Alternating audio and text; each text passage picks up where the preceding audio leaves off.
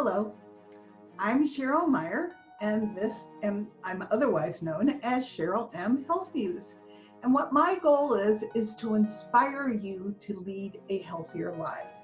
So when I proposed my podcast, I proposed that we present it in two different segments.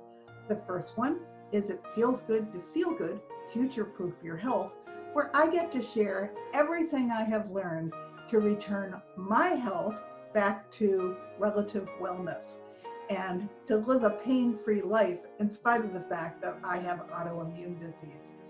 But the second part of my podcast is this episode, and that's Tell Me Your Story, the Health Muse is in. My concept with this is it's all fine and well that you hear me tell my story, but I get a lot of, it's all fine and well that it worked for you, but it's not going to work for me. And I wanted you to hear that there are lots of people out there that have made changes in their lifestyle that have supported their health and brought them back to relative wellness. We all have a couple things in common. We all owned our own health. Whatever the doctor was suggesting we did was going on a parallel path to us making these lifestyle changes where we did things that cleaned up our toxic load. We all pay attention to our body. You'll hear jazz in the background because I want you to listen to the rhythm of your health, and I want you to pay attention to what your body is telling you. My body had been trying to tell me that I was going to topple over into toxic load for some time. I just wasn't listening.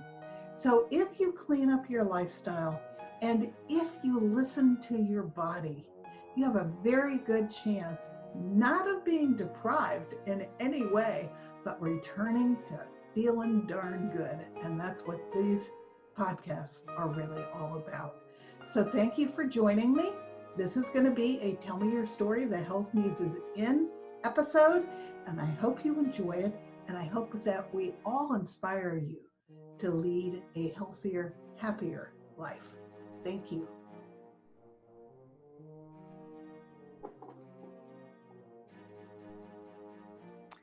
Okay, I am here with a wonderful woman that lives in my community that I met probably a year ago because she wanted to share her story about getting poisoned by glyphosate, which for all of you who don't know, that's Roundup. And it is being sprayed on all of our public lawns. It's being sprayed on schoolyards. It's being sprayed on golf courses. It's being sprayed on the grass strips along the sidewalk. And what really makes it dangerous is Roundup is being sprayed on our conventional crops and on genetically modified crops. And one of the aspects of being genetically modified is they have made those crops Roundup ready so that they can put even more Roundup on those crops. And it doesn't get washed off, and it all goes into our bodies, and it's part of our toxic load and part of why we're getting sick. Well, Michelle got severely glyphosate poisoned. And I think that you all need to understand her story because this stuff is impacting all of us, and it is still being sold and it is still being sprayed everywhere. So I wanted you to hear her story. So I invited her today to be an honored guest, and I am thrilled that she is here. So welcome, Michelle. I am so happy that you're here. Thank you. And good day. Good day. So tell us where you're from originally. I'm originally from Australia. That's why I talk funny. You talk cute. Oh, thank you. Thank you. Originally born in Melbourne.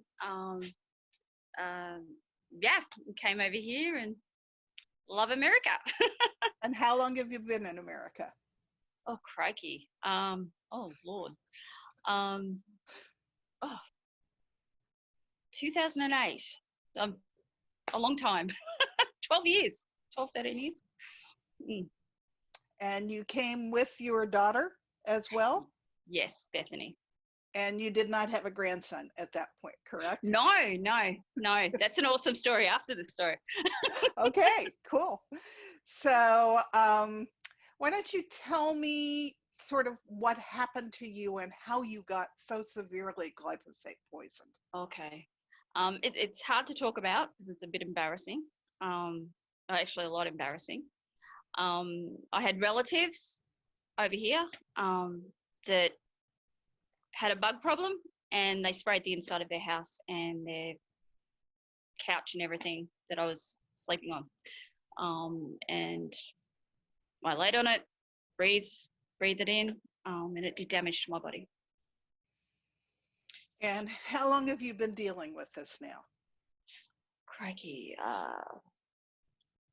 about 5-6 years. Okay. If not longer. Yeah. And I know you have a fantastic husband who is extremely supportive. Oh, he's an angel.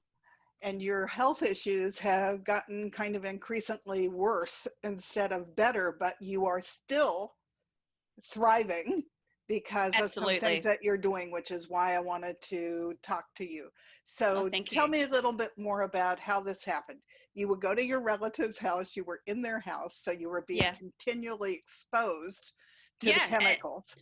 And they'd sprayed in, they had a bug problem, and they sprayed their furniture and sprayed inside their place. And some people are more susceptible with these things, and because my kidneys have a low filter rate, it stayed inside my body. And I started noticing the symptoms straight away. And what were the first symptoms that you were dealing with? My legs were going really red, lost appetite, and neurologically, I used to be able to run up and down stairs really quickly. We used to do ministry and help people, and I used to be the fastest up the stairs, but then all of a sudden I couldn't put one foot in front of the other to quickly go down the stairs, things like that.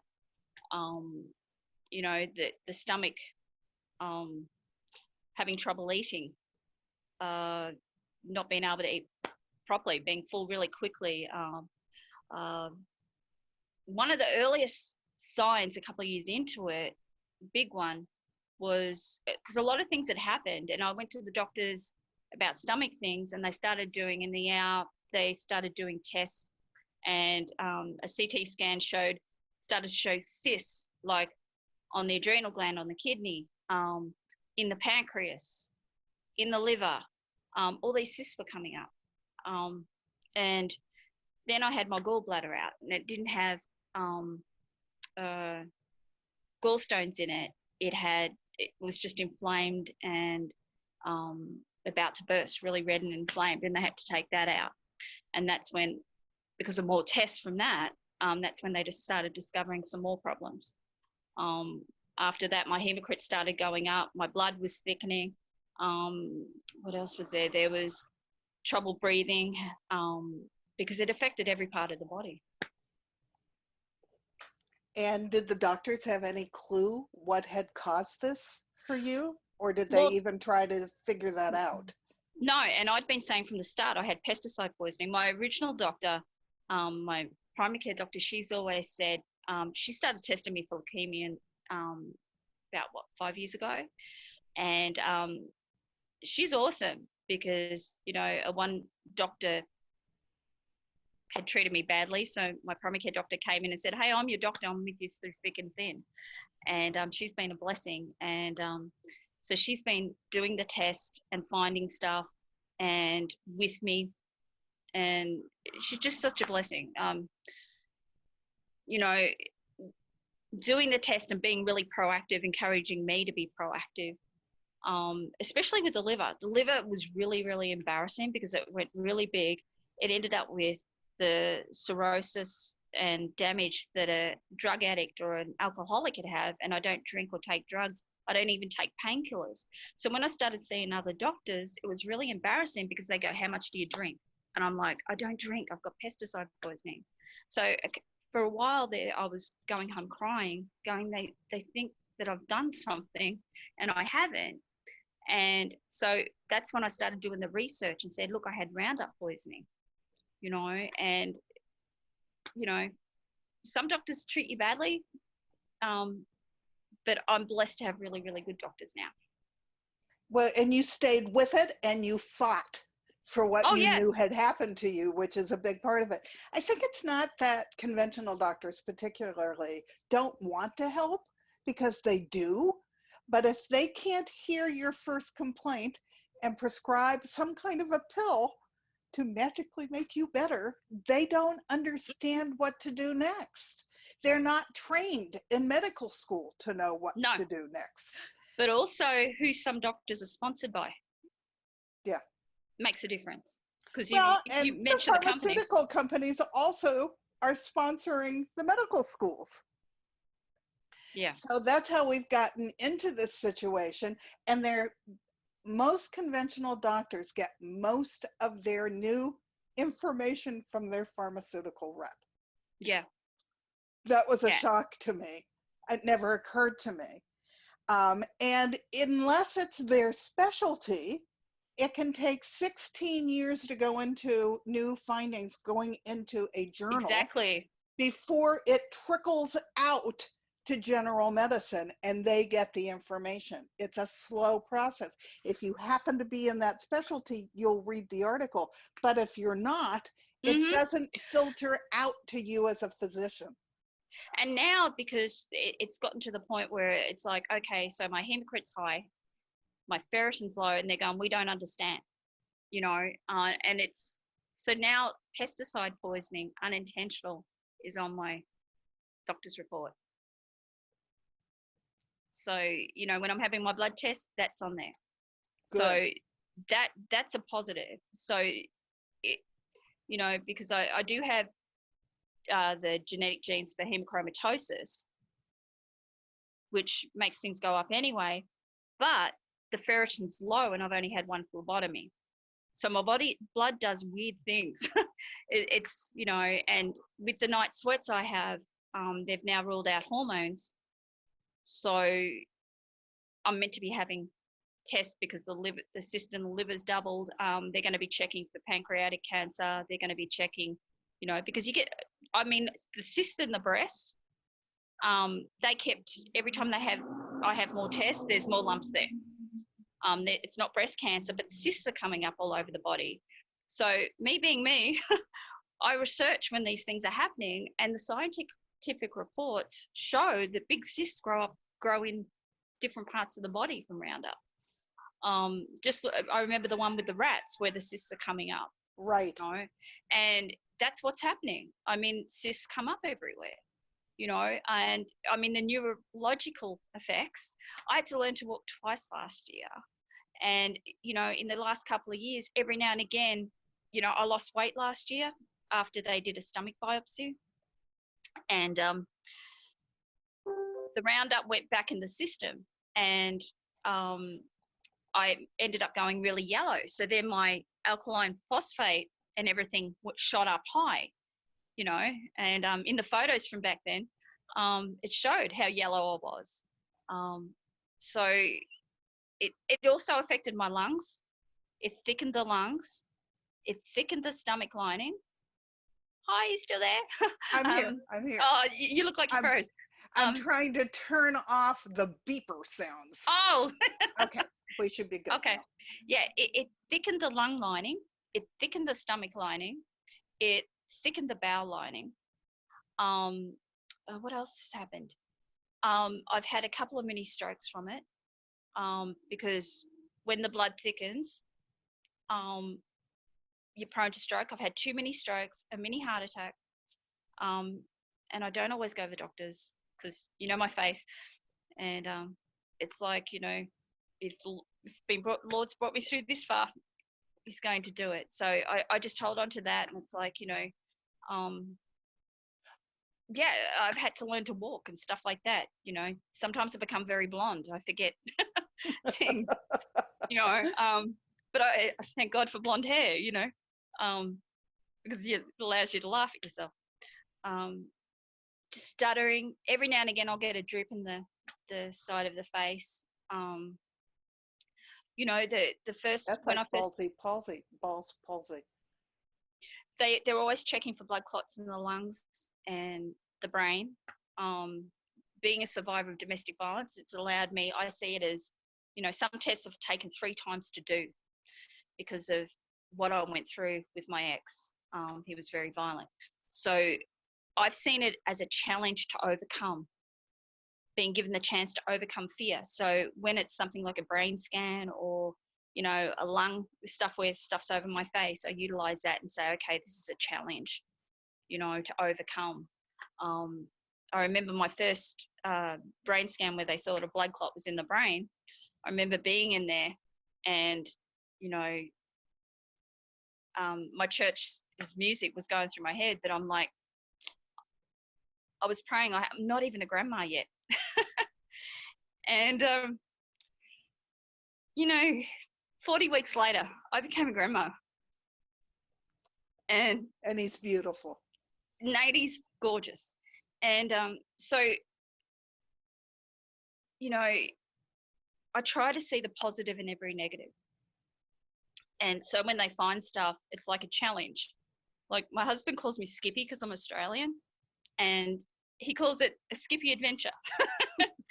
So the easiest way when I'm going through these tests is so I don't feel alone. I don't bring my husband in because it hurts him with some of the tests, you know, because he loves me so much, you know, and some places you've got to wait.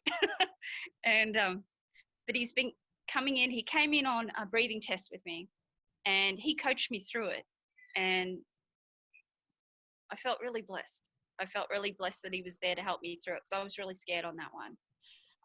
The Roundup gave me what I've now got, 74% lung use or capacity. So it caused COPD. You know, it affected my esophagus, stomach. What other organs is there? It's lungs, basically, obviously. Yeah. And I mean, the way I started noticing that was, I don't know if you've seen the movie Beaches. Like I'd go shopping, I'd go to get up the stairs, and it was like, okay, trying to get up the stairs. And I mean, I've always power walked and I couldn't breathe. It'd take 10 minutes or whatever to breathe. And I'd have to have the fan in my face, couldn't cool down, stuff like that. And then when I originally got tested, my blood oxygen level was low. So I don't know if you remember the photos where I had the oxygen on my face. They used to have, it went through a stage where I had to have a lot of that. You know, and then they'd be checking for blood clots all over the body, you know, to see if they were in the legs, and chest, stomach, brain, all that sort of stuff. The liver's the hardest one because it keeps doubling. They wanted to check the cyst in the pancreas, and I wouldn't let them go in because I thought, well, okay, my faith's going to keep me through this, and I don't want more damage to happen.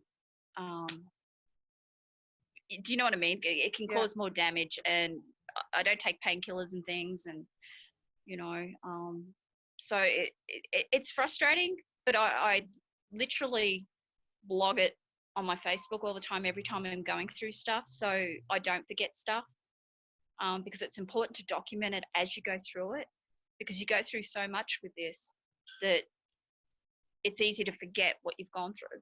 Right. Because you have to sometimes disassociate from feeling while you're going through it, because some of the tests are awful. You know, and you see doctors and then you got to explain how it happened again. And, you know, if a doctor's understanding, great, but if they're not, you know, I've gone home on the bus crying my eyes out sometimes, feeling less than. You know, so that's why it's important to blog, share it with people, even if you get knocked down or put down for speaking up. And people need to hear your story. They do. Yeah. They need to hear your story. And some people, when I've shared it with them, they've treated me less than because, you know, of the people that did it. You know, I must be a troublemaker for speaking up, you know. Yeah. But you can't worry about that. You can't control what they think. I don't. And you have to take care of you. It's taken a long process of forgiveness to myself for trusting, because when you forgive and it lets it go, and because unforgiveness does more stuff to your body as well. Right. So it's like, stay joyful, joke around, you know. Yeah, humor is a very important part of health. Church, lots of worship music, staying in touch with people, asking if they're okay, joining groups, encouraging people, and just letting the story be out there, you know. And when you see people, you know, using Roundup, just explain it to them, you know. I mean, because most people will see you walk up and down, especially when I was with the cane, and they'd see me and what's happening, how's it going? And I've had so many people through Facebook and neighbors saying, you know, I don't use that anymore. I've used alternatives, or I do this, I do that, you know. And it's so important too, because it's like, what if it's your child? What if it's your grandchild? What if it's you that gets tumors, has to go through this? Or, you know, it does nasty things Well, to and your body. I just finished my second book, and when Mhm. I got sick, I lost all three of my cats before their time. And I Mhm. didn't connect the dots until they were gone, that they were dealing with toxicity at all levels in their life as well. Yep. And glyphosate poisoning to dogs Oh happens yeah. all the time. Our pets are dealing with this stuff too. Now, my cats were indoor Exactly. cats, but they were dealing with the glyphosate that was now in their food. Mhm. My cats used to always live until their 20s. They died at 12, 14, and 16. And I decided Exactly. that in this book, I was going to deal with how I lived in community, low toxin. I did chapters on children because 53% of our kids have some kind of chronic illness. Yes. That frightens me. So I wanted to address that. And then I did 7 chapters on our fur babies because I don't want Wow. anybody else to go through that either. And it was great that I did it because it connected all the dots for me. Absolutely. You know, I had a friend that had a dog who died. She used to spray all the time. And her dog had so many problems with the bladder and started getting things. I mean, and then they come in and you've sprayed, you've had your animal out there as well. Then they come in and they're going to roll in it. Of course. And And they, so you're getting it on you yeah, from them, exactly. and they're Exactly. getting sick from it because you didn't know to keep them away from it. Mm, I think most people are not aware. And the fact that they're spraying it on playgrounds that's terrible. is also horrific. And then I wonder why so many kids have breathing problems or stomach issues and all these different things. Oh, another thing I forgot to say was my spleen has enlarged, and it's been enlarged for a couple of years now. So after the gallbladder was taken out, all of those things started happening and more lumps were coming up. But the spleen's a big one, and that's why they're always doing tests for cancer markers. And, you know, I mean, fortunately, because they have been testing so long and I have been speaking up, they're now doing tests in relation to Roundup poisoning. And Well, the Roundup has lost 3 lawsuits in the last uh-huh, 18 months. And the reason that they finally lost the lawsuits was because, and I'm going to bring it up, mm-hmm, Robert Kennedy Jr. was the attorney, and he got them to cough up their own research in he's awesome. discovery going back 20 years. And they knew 20 years ago that Roundup was making people sick and giving people Exactly. cancer. And they couldn't get into it until he finally got the discovery. So there are now 4,000 lawsuits against them for other people who have glyphosate poisoning. And I wanted to bring up the Kennedy because you just shared with me that you have been spending your time doing your Yep. genealogy, and who is in your family tree? Lots of Kennedys. So, I think that's you fantastic. know, so it goes way back, and I felt it because, you know, you do it on paper and stuff, and then you do the DNA, and I found that, and, you know, lots of royal genealogy in there too. But yeah, it's cool. That's what I've been doing. Like, started working on a legacy project, because, you know, it's important to leave things for your children. Right. Um, and it takes my mind off, okay, say I can't breathe of a nighttime, right? I get on there and I get on, you know, researching. I love research. And I've been doing lots of research and putting it to family research. And it's great. You know, it's like, you know, that's a positive out of it. Being still enough to do that research. But I also do research on the effects of what it's done to people too, the Roundup. Right. And, you know, and give it to my doctors. Well, yeah, you have robust conversations with all your doctors because you own your own health. And that's something that I want everybody to acknowledge. No matter what happens to you, and what happened to you was really horrific. You weren't going to just roll over and die. You were going to be an active participant in your own health, and you were going to do everything in your power to keep going. Keep going for your daughter and for your grandchild, to keep going for your second husband, who is a king. He's a lovely human being. He's awesome. He's so cute. So I want to go through a little bit. While I'm talking to you, the list of what people do in blue zones keeps going through my head because you're doing all of them. Blue zones are the 5 areas in the world where people live to old age, and they have 8 or 9 things in common wherever they are, and they're in different areas of the world. One is in Greece, one is in Japan, one is here in Loma Linda, California. But the things that they have in common, number one, they are all faith-based. And I know you have a very strong faith. Yes. So that's something that has served you well and kept you going. They all eat healthy food. Yes. And you changed your diet significantly. Were you already eating healthy when you got sick, or has that happened since you got sick? Oh, no. Well, see, beforehand, it was like I was able to go eat meals socially with people. And, you know, when this started to happen, you know, I had to turn down eating with friends because I said I can't eat. I mean, I can't eat big meal. And some people thought I was snubbing them, and I wasn't. And the stomach, I didn't realize the liver and the spleen were pressuring the stomach. So what I went on was I went off all processed food, and researched everything again, researched anti-inflammatory foods, went on those like avocados and, you know, just anything that was, you know, anti-inflammatory. And then had smaller meals because I couldn't eat, you know. And my husband's excited lately because he's going, Shelley, do you realize you're just eating a tiny bit more?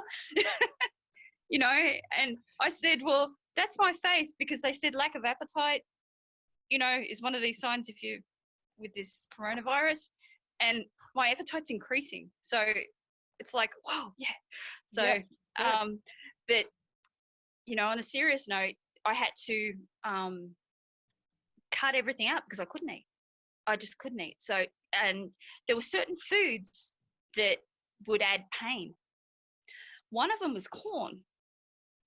And we had to totally eliminate that because every time, and I started experimenting with it.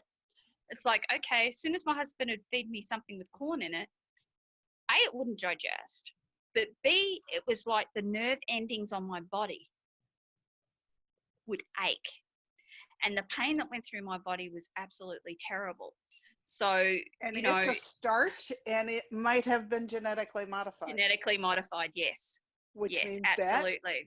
That it had Roundup again. So it had an extra dose every time. So I started going organic, you know, researching which fruit and vegetables are safe to eat, you know, if they're not organic, and sticking with organic, and, you know, cutting out sugars. And now if I eat sugar, I feel it. Occasionally I have a chocolate fetish, and I'm sorry the next day. That, you know, because then you've got the pain and you're super tired. But yeah, it's basically trial and error with what foods you can eat, and you have to go off processed. And when you look at the the packaging and you see how much chemicals it's are in like it, all of those things that you don't know what they are and can't pronounce. Exactly. They have no food value, and they're just pure synthetic chemicals. And also, you know, I think a little bit into it, my father-in-law bought me a burger. And that afternoon I got so sick. This was about 6 months into when I wasn't able to eat, and I'd been eating really good. And I ended up yellow and nauseated for a while, and it messed with my liver levels. So Right. it's like you have to stick with it, Jaundice because if you turned yellow.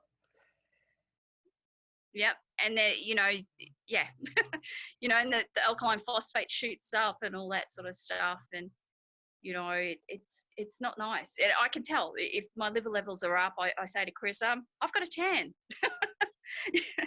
and I haven't been outside, or I'm looking yellow. Look at my eyes, and sure enough, my eyes would be looking yellow. And when you go to the primary care doctor, I just pray that my normal primary care doctor's in there, because if other ones aren't in there, if someone's replacing her or filling in for her, you've got to explain it again, and Right. it's not worth going unless she's there, or my hematologist oncologist is there and they can see it. But that's why I take photos. Like, if you're going through this, take photos. I mean, this is funny. When I go in to have tests, I know the people who are doing the tests now. So I say, hey, I've got to do my selfie, because it's important to keep a record of the tests you go through. It's important to write a blog on how you're feeling, because some tests are scary, and Yes. it's not nice going through this. I mean, I try to keep a sense of humor. Like, my husband will go, he was in, he had a kidney stone a few months ago, and he had one night of night sweats. I just had one. Remind me not to do that again. Yeah, he had night sweats, and he said, he pulled the blankets off. This is terrible. And then the next night he goes, sorry, Shell, you go through this every night. And, and he goes, because he'll come up to me and he'll go, your legs are hot, Shell, because you're burning up. And I'll go, thank you. I got hot legs. Thank you. You got to make a joke out of it to cope with this too.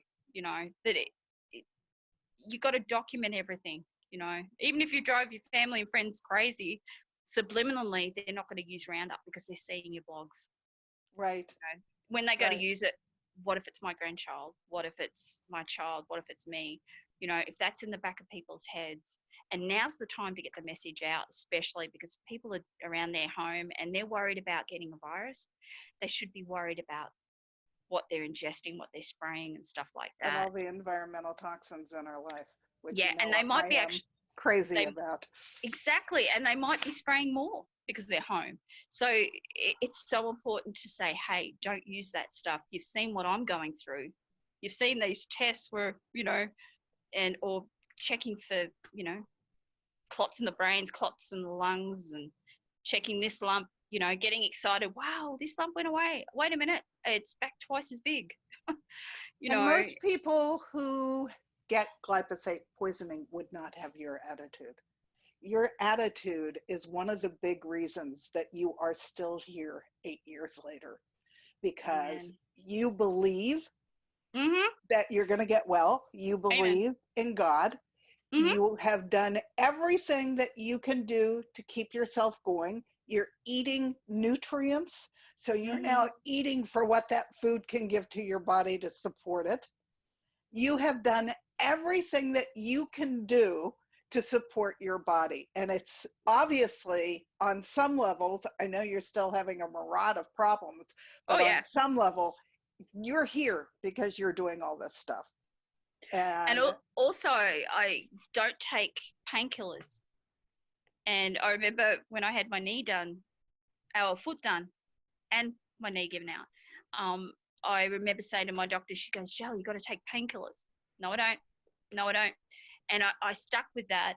And she's great. She goes, Shell, I don't want to see you in pain. I said, I'm not taking painkillers. They ruin your insides.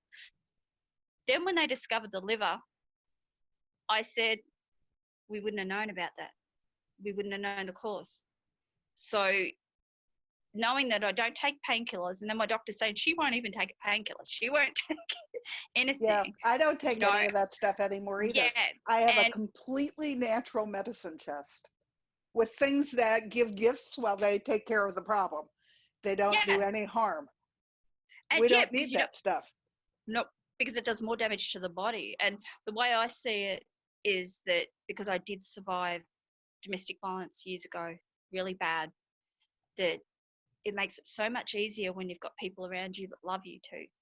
Absolutely. Well, that's And another big part of the blue along zone. with the faith.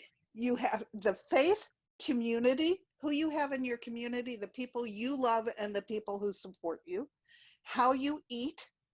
They all make their plates in the kitchen to take them to the table, and they stop when they're 80% full. You get full long before any of us do. So that one's a natural one. They don't take tons of medications, and they don't take over-the-counter medications if they can help it. All of these are the reasons why they live well into their 90s and still have their minds. They don't have dementia.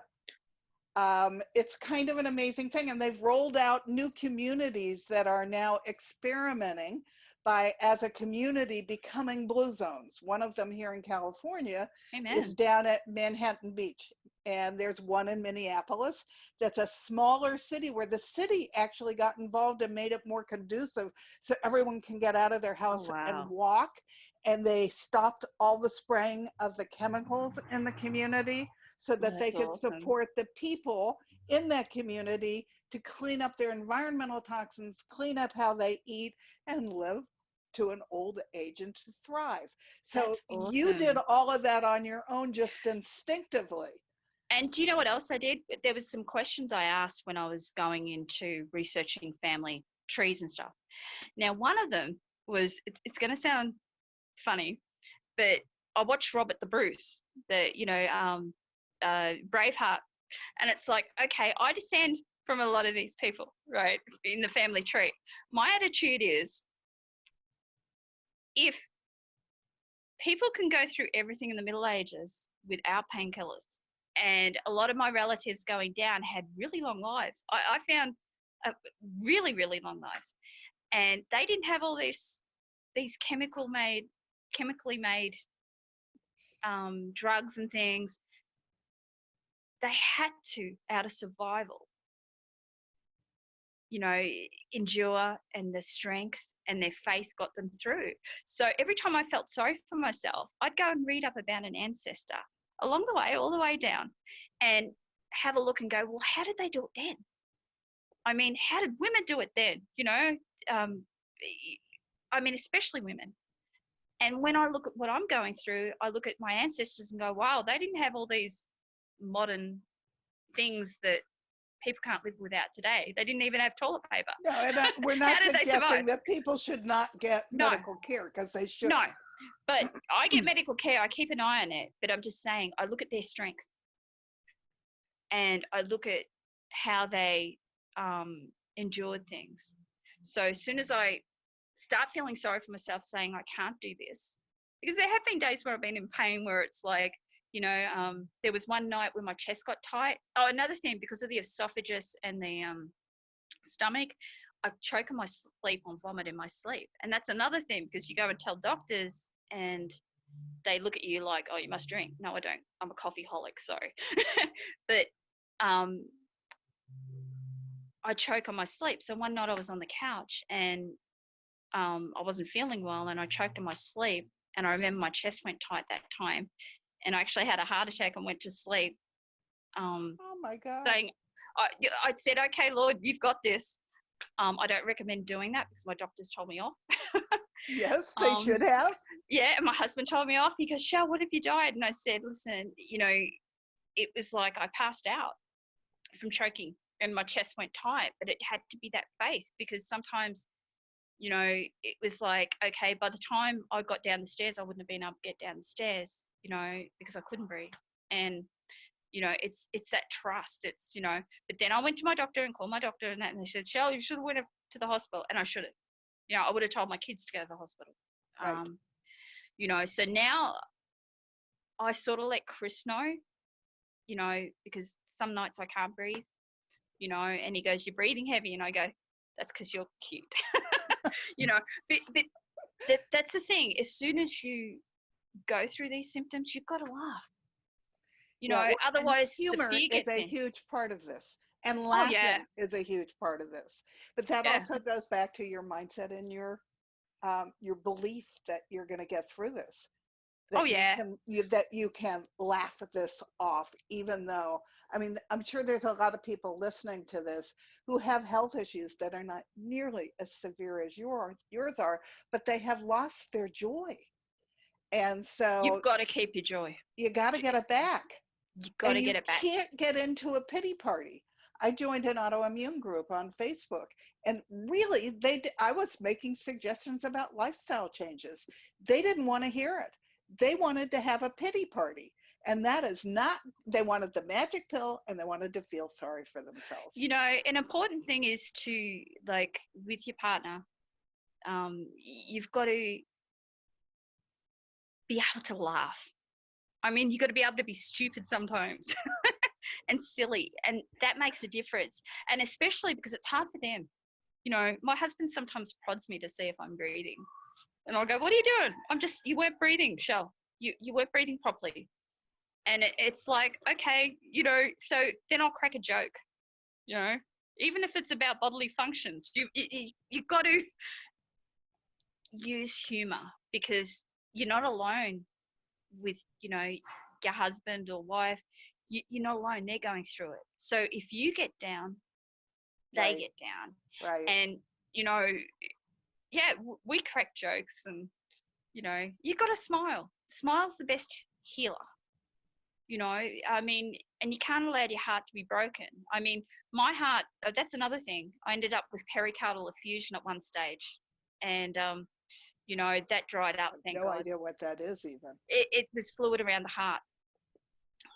You know, so all of this stuff has been tied in together, you know, and, you know, I remember, because of my faith, saying to my cardiologist, I said to him, my heart's okay. It's got Jesus in it. And he goes, no, he goes, yeah, you did okay on this. And then all of a sudden he goes, I'm sorry. And I said, but the next time you see me, it'll be healed. And do you know what? I had a CT scan. He gave, next time I'm in the office, he goes, g'day, God bless you. He did it. and my heart was, you know, it had recovered. You know, every now and again there's a murmur, but you've got to have that faith. If you sit there going, oh, what if, the what ifs are going to freeze you. You can't allow fear to freeze you. I mean, mind you, when I say don't let fear freeze you, don't be embarrassed if you can't do a test. Like, there was a test with, they did an MRI on my breast because I was coming up, like they were doubling in size and all this stuff. And I don't like stuff over my face. So I got halfway through it and I got claustrophobic. And I said, I can't do this. And it hurt because of the liver and spleen. And they were really good. And they said, come back in a few days' time, or we'll do the other half and break it in half. Same with my breathing tests. Because of fear of what I've been through before, I took a couple of goes to get it done. But then when I did get it done and achieve it, it was a sense of achievement. I took Chris in with me, and he was my, like, coach. And, you know, there was a sense of achievement. And he goes, you did it. You overcome that fear, Shell. You know, and that's so important. You know, have someone that's on your side, not someone that's going to treat you like a child, like you can't do it. Because some people, you know, I found you've got to have the right person, because some people will say you can't do that. You can't do that. You're too sick to do that. You know, get the people that doubt out the way, because they'll tell you can't do it. And you don't want to get into the mindset that you can't do this because you can't breathe. And you don't want a doctor who tells you you can't do it. No, I'm Australian. If they do, it's like, watch me. You know, they wanted to send me for physiotherapy because I couldn't walk. It took 3 months to learn to walk again, twice last year. And they said no, and I said no, I'll do it the way you know, way I trust to. I mean, there were nights where I just moved and my whole body hurt. And, you know, I got to power walking again, and now we're indoors. But I'm blessed to have stairs, so you can power walk around the house. You know, you can put the music up, pump it up, and exercise to that. Be silly. You know, I mean.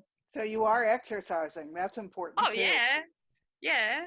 It's like, you got to. And I mean, I'm blessed with stairs. People said to me, Michelle, you've got 3 flights of stairs to get up. Yeah, that's good. That's exercise. you know, and going up and down with those and learning to put one foot in front of the other, literally. And my husband standing at the bottom of the stairs saying, I'll catch you if you fall, I've got you. You know, things like that, that's important, you know. And even when you're by yourself, put praise and worship music, put music on that you enjoy. Right. You know, and, you know, don't put depressing stuff on. You know, you'll sit there crying, you will feel it. But, you know, especially when you're in pain, do stuff to distract yourself. Right. You know, because that's the best way to get into you know, if you don't do that, it makes things so much worse. You feel the pain more. You know, like in the middle of the night, some nights it's like I can't breathe and I get a little bit nervous. So that's when I'm, okay, get on research, talk to friends on Facebook, do whatever, just take your mind off it. And then you find you put the phone down and then just fall asleep, you know, because I don't want to worry my husband and go, I can't breathe unless I'm, you know, or my chest hurts, you know, or my pain in my side. He can tell if there's pain because he'll look at me and he'll go, oh, look at your side, it's big, you know, and I'll go, you know, yeah, we just make jokes out of it. You've got to. I mean, if you don't. You're really remarkable, Michelle. Nah, my goddess, Jesus, it's not me. You both it's are. Not me. Your tenacity is fantastic. Thank you. And one of the other elements of Blue Zones, I'll keep bringing them in, is passion. Is to have passion for something. You have passion for your genealogy. You have passion for your daughter and your grandchild. You have passion for your husband. And all of that is part of why you're still here and you're still thriving. And so it's like, if I went down the list, you are fulfilling all of the things that they're learning that we all need to do.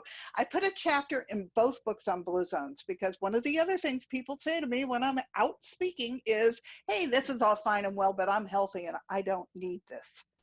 Wouldn't you like to live to old age and still have your mind intact? I think that's a worthy goal. So, and it takes 20 years for inflammation to build up to topple over the top. So everybody does need this. Because I'm a survivor of domestic violence and I got a lot of hits to the head, a lot of concussions, you know, I see it that I've got to work harder.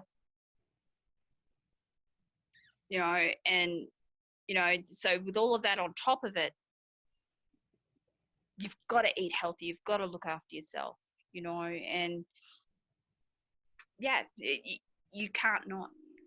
I mean, I look at people eating junk. I can't even stand the smell of junk food anymore. I know. If I'm near somebody with French fries from a fast food restaurant, it's like unbelievably annoying to me. I don't want to smell it anymore. And I used to think that was the best smell, but now it's like the most disgusting smell to me.